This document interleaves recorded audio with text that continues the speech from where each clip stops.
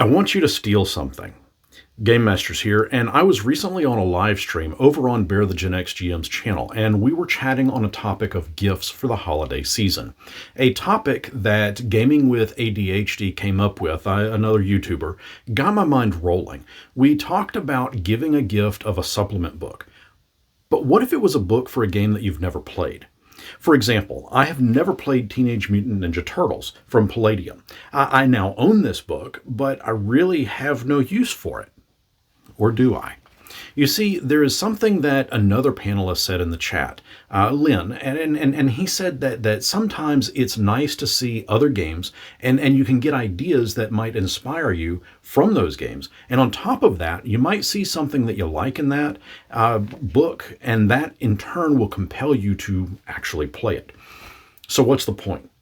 Well, it's this. I want you to steal ideas for your role-playing games from other games. I give you full-on permission to steal whatever you want from any other book and make it yours for your game. For example, in this Mutants Down Under book, I was flipping through it, and on page 10, I ran across these giant grasshoppers that are used as mounts.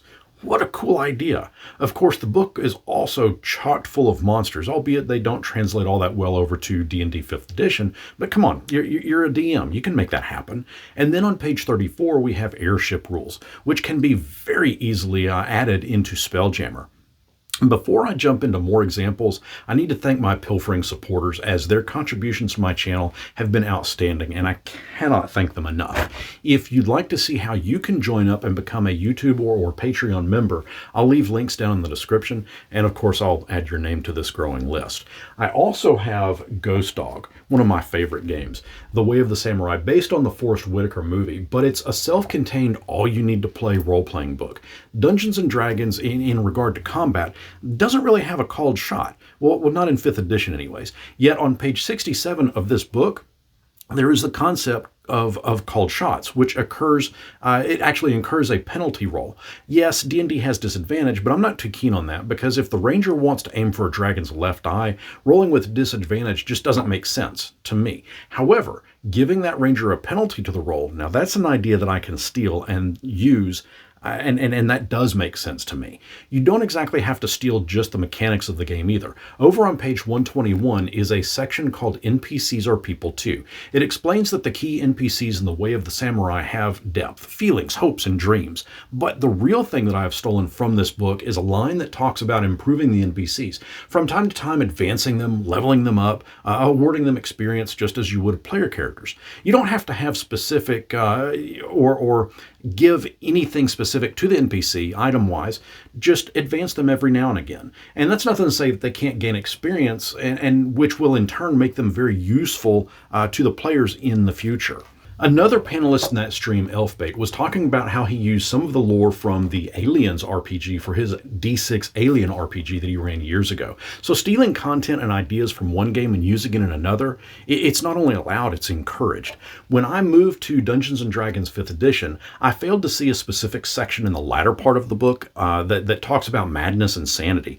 But I had played a Call of Cthulhu game many times in the past, both the Chaosium version as well as the D20 version. But I really liked how Chaosium version used sanity, so I stole how that worked from this book and used that in my 5e D&D sessions. I've always liked the concept of the players seeing a beholder for the first time and the potential that their minds won't be able to accept it or comprehend what they were seeing. So I stole the sanity elements from Call of Cthulhu and used them in D&D.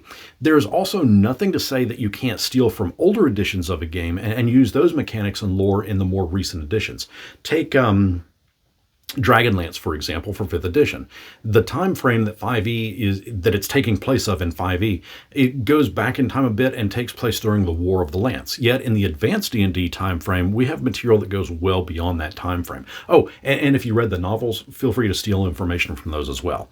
Stealing mechanics, stealing lore, stealing concepts, even stealing general ideas, monsters, even NPCs is a great way to expand your game's landscape and to really personalize it and make it unique for your players.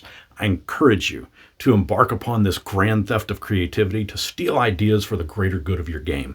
A few moments ago, I talked about how I stole the concept of sanity loss from Call of Cthulhu, and I placed it into my Dungeons & Dragons game. It wasn't until later that I discovered the madness section in the DM's guide. So I made a video detailing D&D's official sanity loss, and you can check it out here next. What is a book or set of books that you have stolen rules or mechanics from and placed into a completely different game?